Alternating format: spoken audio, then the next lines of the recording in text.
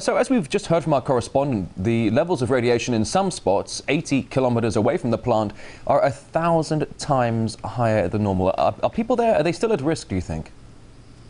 Well, I think that question, in a way, presupposes the answer, because as we know from the Bear 7 report put out by the National Academy of Sciences back in 2005, there is no such thing as a safe level of radiation exposure, that any level of radiation exposure increases the risk of cancer. And however negligible that risk may be with any particular person on any particular day at any particular spot, when it's averaged out over a large population like is living in the Fukushima region, that unfortunately means there will be, over time, an increase in cancer rates there.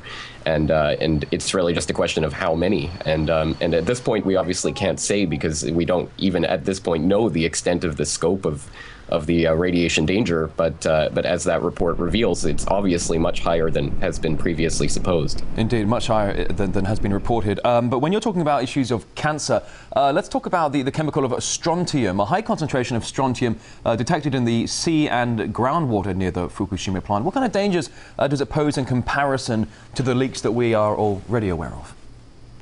Well, that's a good question, and I think one of the big issues here is simply the amount of radioactive water that already exists. So any new leaks of any kind are going to be an incredible burden on the efforts that are already underway to try to clean up the water or decontaminate it, because they are now running out of space to actually store the contaminated water in the Fukushima, in the immediate vicinity of the plant.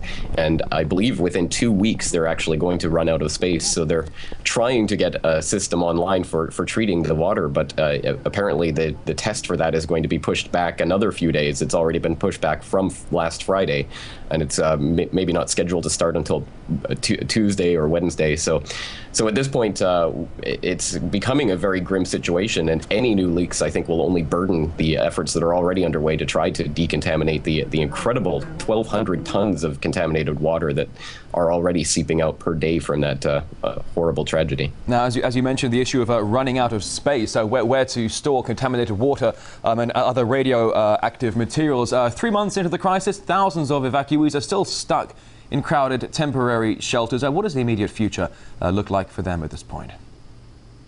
Well, unfortunately, it's just about as bleak as it's been at any point in the past 3 months.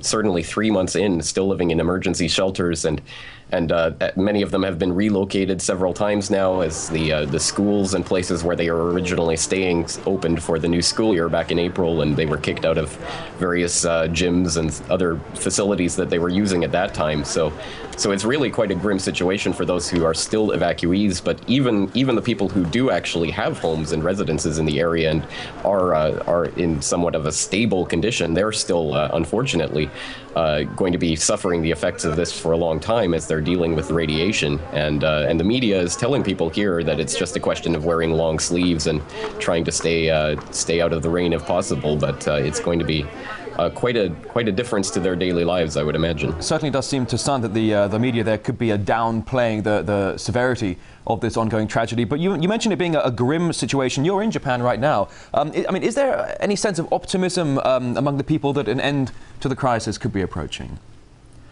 I don't think so. I don't think optimism would be the right word. I think from what I've seen, it's more of a question of, well, we'll have to put up with this too. So people are beginning to adjust their lives and routines, and we see that in all sorts of different aspects of daily life here. But one of them is the introduction of a new phenomenon called super cool biz, where in an effort to save air conditioning, because obviously there's a lot less electricity available for the Tokyo area, businesses are now converting to very casual wear. They're changing business hours to try to accommodate the more daylight savings and that sort of thing. So there is just everyday types of shifts in people's schedules and routines that are being made, and I think people are just putting up with it. And as far as seeing an end to this or seeing some sort of hope in this, I just don't see that at this point. So you say not a sense of optimism among the people there in Japan, but certainly some lifestyle changes being made to adjust.